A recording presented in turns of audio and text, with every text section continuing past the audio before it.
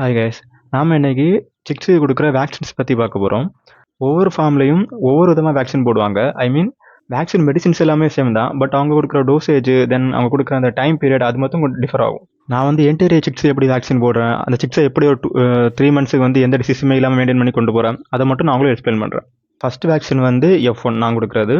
F1, F2, IBD, லெசோட்டா, அப்புறம் வந்து ஃபவல் ஃபாக்சின், R2B.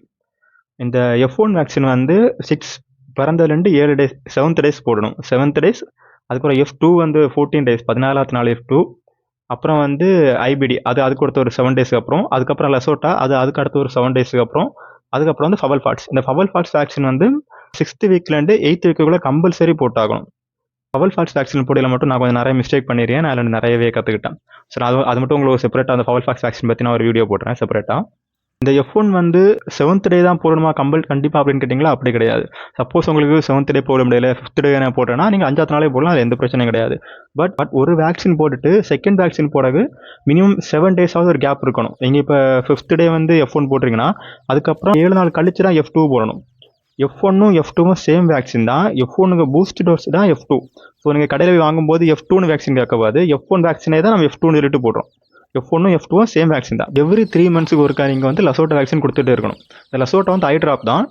ஒவ்வொரு கண்ணிலையும் ஒரு ட்ராப், வலது கண்ணில் ஒரு ட்ராப், இடது கண்ணில் ஒரு ட்ராப், அந்த மாதிரி கொடுக்கணும். இந்த வேக்சின் எல்லாமே வந்து ஐ ட்ராப் தான். F1, F2, IBD, லெசோட்டா இது எல்லாமே ஐ ட்ராப் தான். நீங்கள் ஒவ்வொரு கண்ணிலையும் ஒவ்வொரு ட்ராப் விட்டா மாதிரி, வலது கண்ணில் ஒரு ட்ராப், இடது கண்ணில் ஒரு ட்ராப். சிலவங்க வந்து வலது கண்ணில் மட்டும் ஒரு ட்ராப் விடுவாங்க, இடது கண்ணில் விட மாட்டாங்க.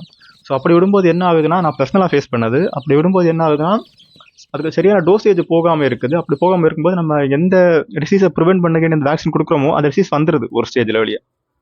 ஸோ 2 கண்ணிலையுமே ஒரு ட்ராப் விடுங்க. நான் கடையில் வாங்கும்போது கூட வந்து அவங்க வந்து ஒரு கண்ணில் மட்டும் ஒரு ட்ராப் விட்டால் தான் சொல்கிறாங்க. பட் நான் பர்சனலாக அப்படி ஒரு கண்ணில் மட்டும் ஒரு ட்ராப் விடும்போது எனக்கு டிசீஸ் திரும்ப அஃபெக்ட் ஆகுது. நான் 2 கண்ணிலையும் ஒரு ட்ராப் விடும்போது தான் அந்த டிசீஸ் வந்து ப்ரிவென்ட் வராமல் இருக்குது நெக்ஸ்ட் டைம். ஸோ அதை நீங்கள் விடும்போதும் 2 கண்ணிலையும் ஒரு ட்ராப் விடுங்க. அப்புறம் வந்து R2B எதுக்கு போடியன்னா, நம்ம ஊரில் காமனாக சொல்கிறது வெள்ளை கழிச்சல் வேண்டி RTB போடுறோம் அப்படின்னு தான் சொல்லுவாங்க. பட் மெயினாக அந்த வேக்சின் எதுக்கு கொண்டு வந்ததுன்னா ராணிக்கட்டுன்னு சொல்லுவாங்க. ராணிக்கட்டுன்னு ஒரு டிசீஸ் இருக்குது. அதுக்காண்டி தான் மெயினாக R2B கொண்டு வந்தாங்க. R2B இல்லாட்டி RDVK அப்படி 2 இன்ஜெக்ஷன் இருக்கும். நீங்கள் எதனாலும் சூஸ் பண்ணிங்க. நான் வந்து R2B தான் போட்டுருக்கேன்.